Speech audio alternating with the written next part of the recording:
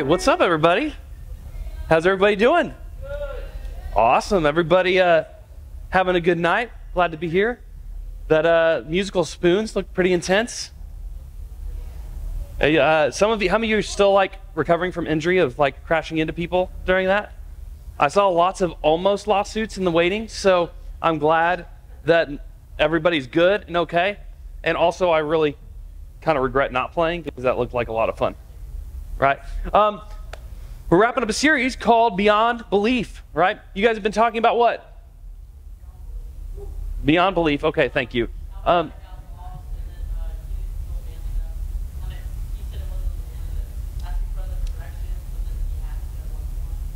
Okay, yeah. Do you guys remember what book of the Bible we're going through? What was that? Exodus, that's right. What happened in Exodus so far?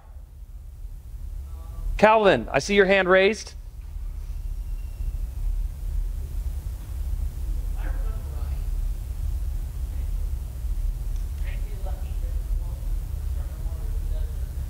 Excellent. They left Egypt. They're starting to wander the desert, right? Speaking of desert, how many of you guys have played Mario Kart? Yeah, you know the dry desert one? So, yeah.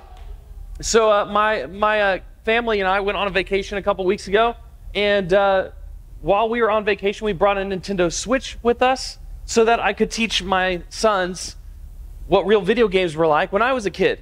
And actually, the two games we played were Mario Kart and Super Smash Bros. And I'm still good at it, just like I was back then. But Zeke did beat me a couple times. He's 6, so he's got a bright future ahead of him. Yes. But he did not beat me at Mario Kart ever, okay? Because Mario Kart is my jam, and I was always really good at it. And so it's funny how games like Mario Kart can just turn even the most close and loving of friends and family against each other, right? When Chelsea and I were dating and we were in college, I had the old school Nintendo 64 at my house, and I had her over one time. We played Mario Kart, and I thought she was, she's sassy. If you guys know Chelsea, she's sassy. But I didn't know she was also violent. And so we were playing Super Smash Bros, or not Super Smash Bros, we were playing Mario Kart, and of course I won because that's what I do. And you trash talk when you're playing video games. It's like, oh, what's up? And you throw things at them, and like I screen peek, and also I hit the button where it makes you look behind you while you're going. And so I would line up where she was and then drop an item behind her right as I crossed the finish line. And it's like, ha! And I was really proud of myself until I felt a harsh smack against the side of my face and realized, oh no. And then she threw the controller down and walked out. And I was like, well, okay, note to self, don't play video games with her. And we hadn't until our vacation, and similar things happened because I kept winning. But Zeke, he and I were playing, and he lost again and again and again. And he looks at me, he goes, oh, Daddy, you won again. I was like, I know, buddy. And he looks at me, and in the cutest 6-year-old way, he goes, Dad, can you let me win one? And so I looked at him and I said, no. And he goes, Daddy, why? I said, because you're not going to learn anything. It's building character, bud. And so I continued to beat him every time. But if you've ever been in a position like that before, where the betrayal in his eyes, when he expected me to say, okay, buddy, I'll let you win this one, and I didn't, like the betrayal in his eyes was like potent. You could see him like, he went from like a defeated and sad look to like an anger burning behind his eyes really fast. Have you guys ever been let down by somebody that was supposed to care for you and you felt that betrayal? Like, if it's anything more serious than Mario Kart, it kind of stings a little, right? You look at them and you're like, I was supposed to be able to depend on you, and you're kind of leaving me high and dry, right? You're leaving me hanging in the dry desert out there, throwing items at me and killing me with bananas, right? And it kind of hurts a little bit, and metaphorically speaking. And if you've been there, it's not a fun place to be. It's rough.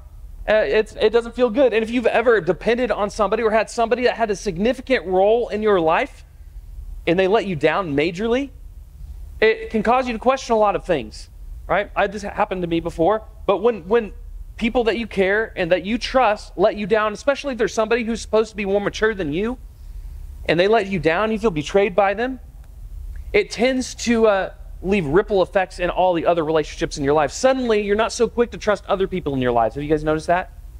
Like, when one person, maybe a teacher or a coach or somebody, maybe an upperclassman, for those of you who are freshmen, they let you down, and then it makes you much more weary of everybody else. In fact, that even trickles into your relationship with God. And you wonder, if they could let me down, then how could God allow that to happen and all the bad stuff that's going on in my life? Maybe God doesn't actually care. Maybe he's not as trustworthy as what I thought. And that's a very real feeling, right? I've been there. I've wondered, like, God, if you had a plan, then why didn't you do things the way I thought you would? If you had a plan, then why did you allow me to get hurt when I'm just trying to do the best I can for you, right? This is especially painful when you feel like you've been on a good streak. Maybe you've been in your Bible every day. You've been going to church every Sunday. You've been spending time, like, not sinning as much. And you feel like, God, why aren't you rewarding me? Instead, I feel like you're punishing me, right? Sometimes those things have nothing to do with each other, but sometimes we just connect them and think maybe God doesn't care as much as I thought he did, right? The Israelites in the story, as you guys kind of brought me up to speed, they've exited Egypt. God has delivered them.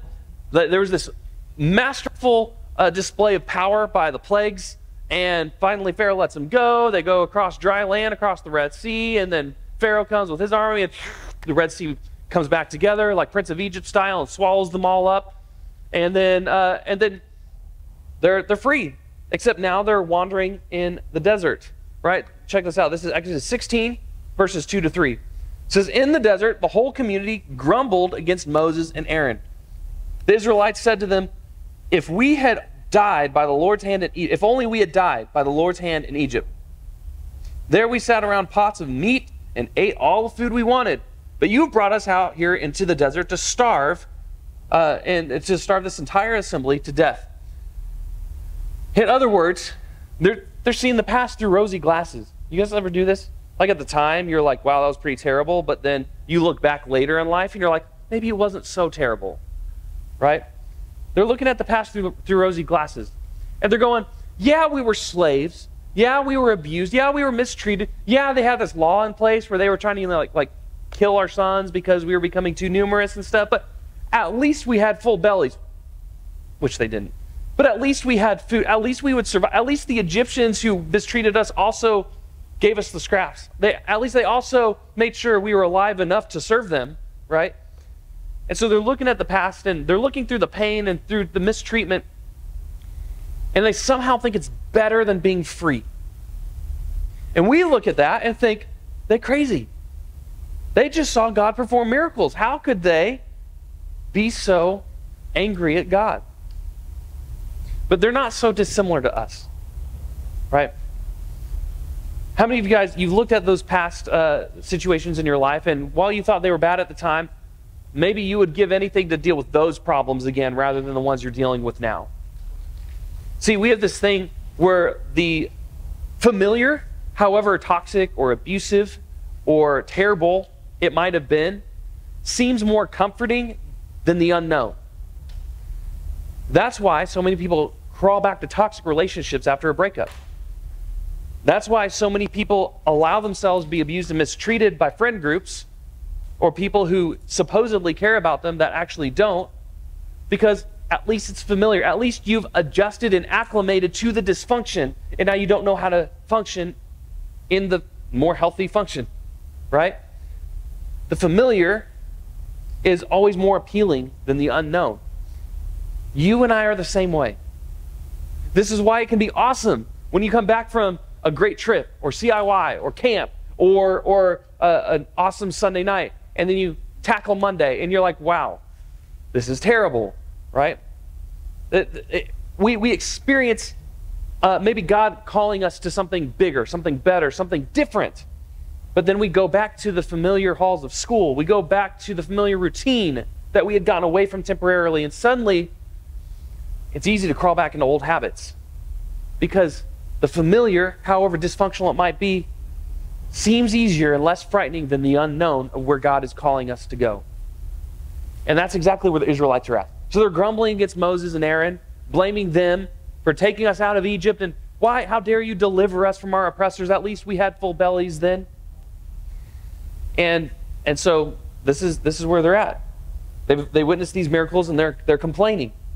In a short period of time, they went from feeling like God protected them, God delivered them, God performed miracles, to maybe God doesn't actually care as much as we thought. Maybe He's forgotten about us. He delivered us and now given us the boot and expected us to figure out the rest of it on our own, right? They're having doubts, in other words, right? So they're in this incredibly hot and dry desert, which is a tough situation on its own. But then now they're struggling with their faith. They probably thought some of the same things that you and I do when we find ourselves in deserts of life, right? Does God even care about us? Is God going to come through for us like He did in the past? Or did He actually come through in the past, or am I misremembering the past? Am I an inconvenience to God?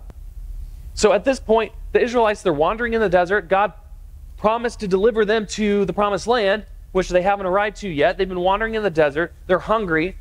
They're looking at the painful past as if it was a tropical oasis. And this is where they are. So, quick show of hands. Let's see where everybody's at in the room, right? Raise your hand if you think God's people had a right to complain about their situation. It's okay if you think that. I mean, God kind of delivered them and then seemingly left them hanging. So it's okay to be honest. How many of you think they were right to complain a little bit?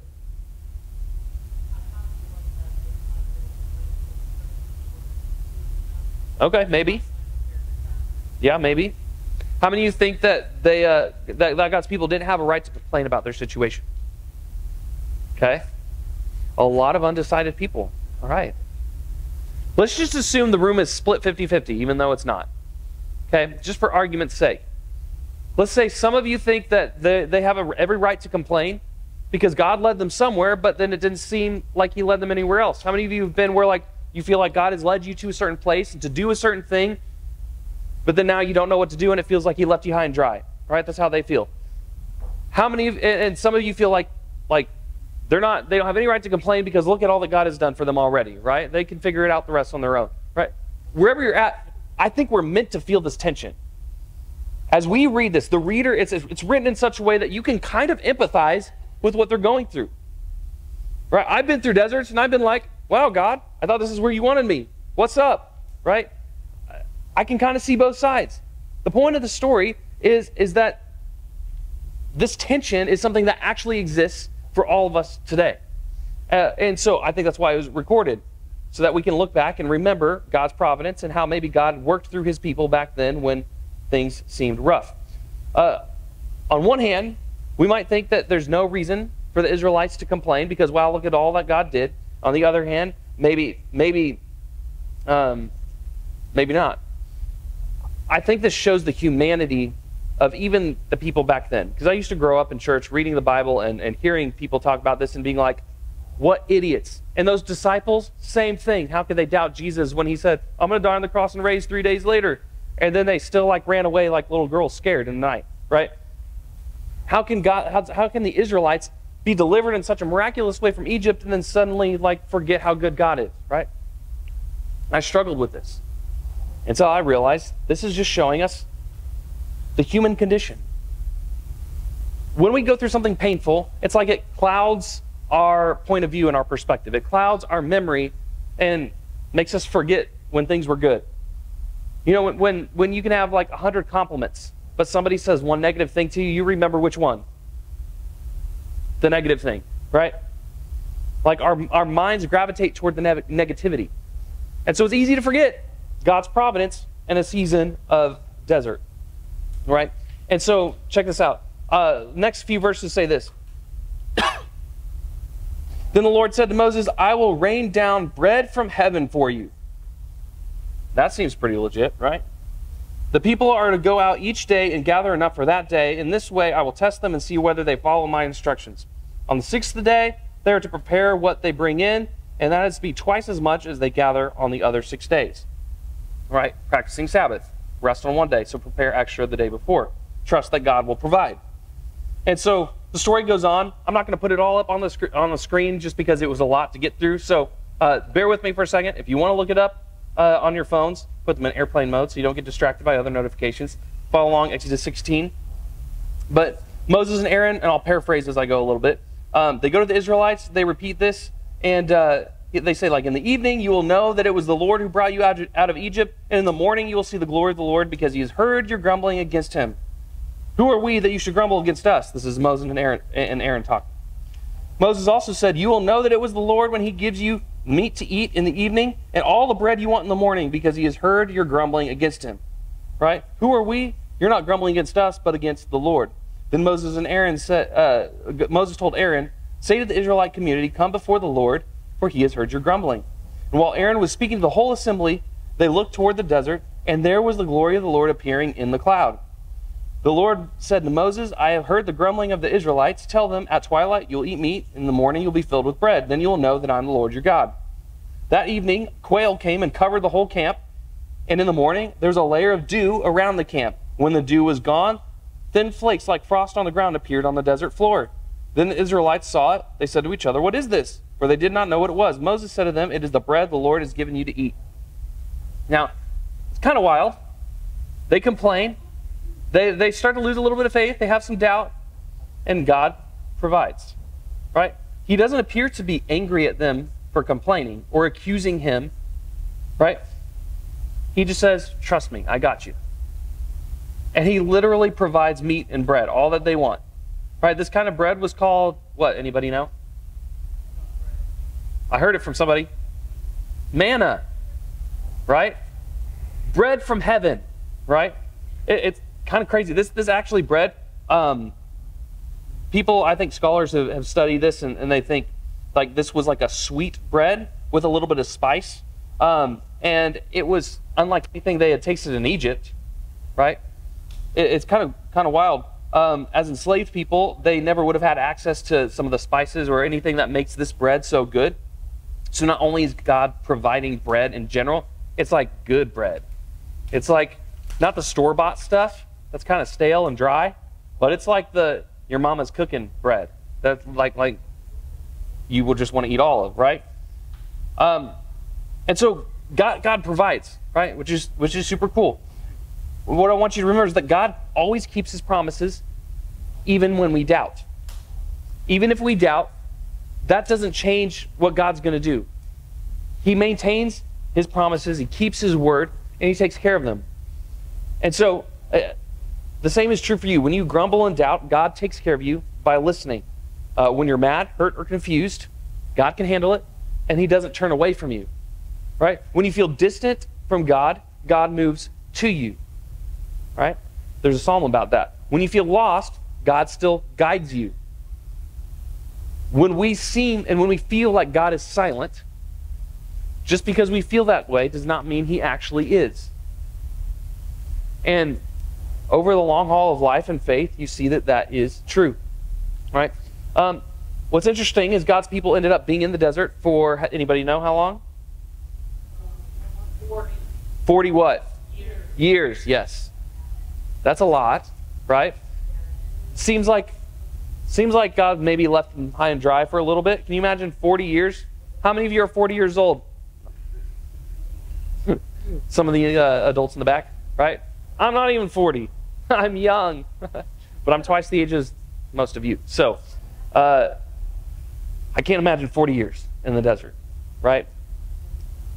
The intent on that, what we read, is because the previous generation doubted. They worshiped false idols after, the 10 Commandments and don't worship false idols. So God was like, all right, I'm going to raise a new generation in the desert, and then I'll take you to the promised land once those other people have died off who doubted, right? Which is kind of wild. But there's this 40-year period where they're in the desert, and you can imagine lots of doubt, lots of times of uncertainty, but yet God still provided for them the quail and the manna. His provision wasn't determined by the amount of faith of his people. It was determined because that's what he had promised to do. And so, check this out. Psalm 77, it says this: I will remember the deeds of the Lord Yes, I will remember your miracles of long ago. I will consider all of your works and meditate on all your mighty deeds. Right? We're in the midst of confusion and pain. And when you feel like you have doubts that, like, God, why are you not coming through? Why are you not giving me the answers? Why are you not providing in the way that I thought you should? When we feel that way, it's very real. Those times do happen. When we feel that way, one of the practices that this psalmist suggests is to remember when he was good, when he provided. Right? Don't doubt in the dark what God revealed to you in the light. Remember his provision. Remember what he has done for you. When you have seasons of doubt, when you have a moment where you just question God, start writing down the things, A, you're thankful for, or B, the things that he has done for you in the past. Because those things are to serve as reminders for you so that you can make it through the tough season of doubt, right? Even when you doubt that God can be trusted, he still takes care of you. Even when we feel the temptation and the pull to want to go back to the past, where everything seemed like those problems weren't anything compared to what I'm dealing with now. When we feel like the Israelites would say, hey, I'd rather go back into slavery. I'd rather go back into dysfunction. I'd rather go back to when things were like they were back then. When you feel that temptation, remember that he is good and he can be trusted. Often what we do is we look at our circumstances and we question the character of God because we think that maybe he's not going to provide for us, or he's not going to finish leading us the way that I thought he would. Maybe his methods aren't always the same. Maybe his methods aren't what we expect. And so when we have those times, we need to remember his character. What kind of God is he? Well, Scripture tells us he's a loving Father, that he works things for our good and the good of his kingdom, that he takes care of us, that he provides time after time, that he is the kind of Father that even while you were still a sinner, he died for you. Meaning you didn't have to earn your way into his good graces. That's the kind of Father he is. The kind of Father that would send his own Son to die as a replacement for your misconduct, for your own betrayal of him. And so when we have those doubts and when we question the how is God going to provide? How is he going to get me out of this? How is he going to take care of this situation? How is he going to fix this relationship that I've done everything that I can and I poured everything into in my heart and soul and my emotions? How is he going to get me to where I need to go when I can't seem to get my grades where they need to be? How is he going to take care of my friendships when everyone else seems to leave me high and dry? When we question the how, remember the who. Remember who is in control and who is taking care of you. Even when you doubt God, he will still take care of you. There's been times in my life, I don't talk about this often, but at my last church, where I felt like I was slaving away, right? I felt like I was working really hard. I'd gone to school. I'd gotten a degree. I had put in my dues. I had worked for years to get the education that I had, to make ends meet. In the church that I was at, honestly, I don't want to sound like I'm complaining. That's why I don't talk about this very much. But they did not pay me very well. And each month, when the rent was due, I didn't know how it was going to happen.